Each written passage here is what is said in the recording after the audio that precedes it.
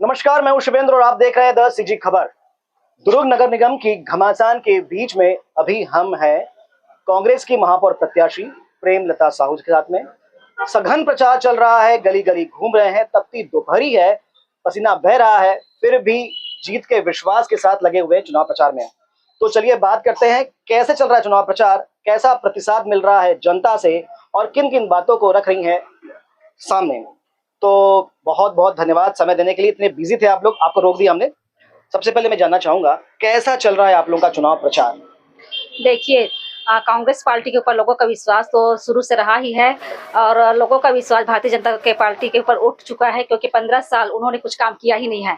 हम लोग पिछले शहर सरकार में बहुत ही हम दुर्ग शहर के लिए बहुत ही विकास कार्य 6 करोड़ का विकास कार्य करके दिखाए है। हमारी पिछली सरकार बहुत ही विकास के कार्य में आगे रही है, उसको मैं निरंतर जारी रखूंगी।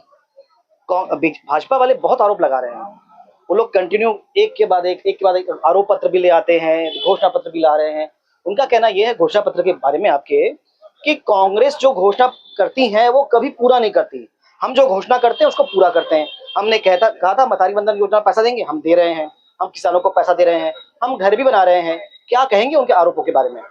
महातारी बंधन का बात करते हैं, महातारी बंधन में तो आधा पैसा हितग्राही को मिल रहा है, आधा पैसा तो मिल ही नहीं, आधा का नाम ही कट चुका है।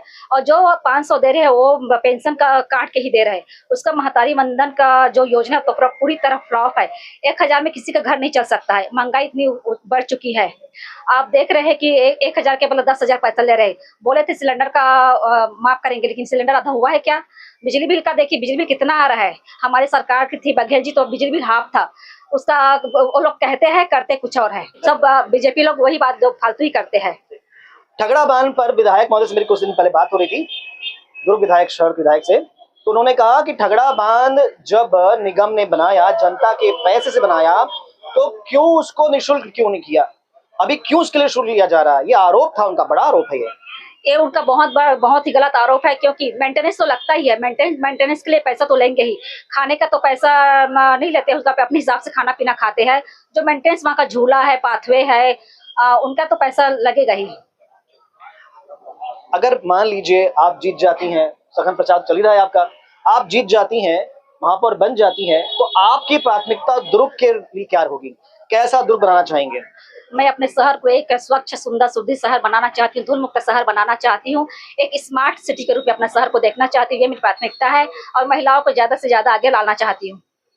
तो कुछ बिंदु आपने तय किए हैं क्या? जैसे आपने कहा स्मार्ट सिटी और प्रदूषण मुक्त, तो उसमें कुछ पॉइंट आपने तय किए हैं कि ये काम हम करेंगे जिससे ये ठीक हो पाएगा, ताकि जनता आपके बातों पे भरोसा करे? कुछ बताएं सर।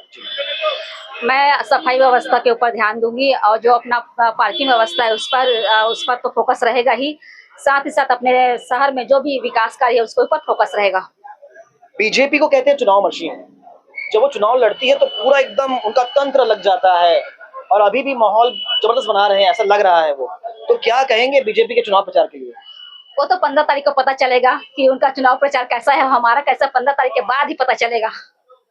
तो ये हमारी बात थी, थोड़ा समय निकाला हमने इनके व्यस्त चुनाव प्रचार के समय में से, तो ये महत्वपूर्ण बातचीत आपको सुनने लायक रहेगी। और चुनाव की खबरों के लिए बने रहे द सीजी खबर के साथ। धन्यवाद।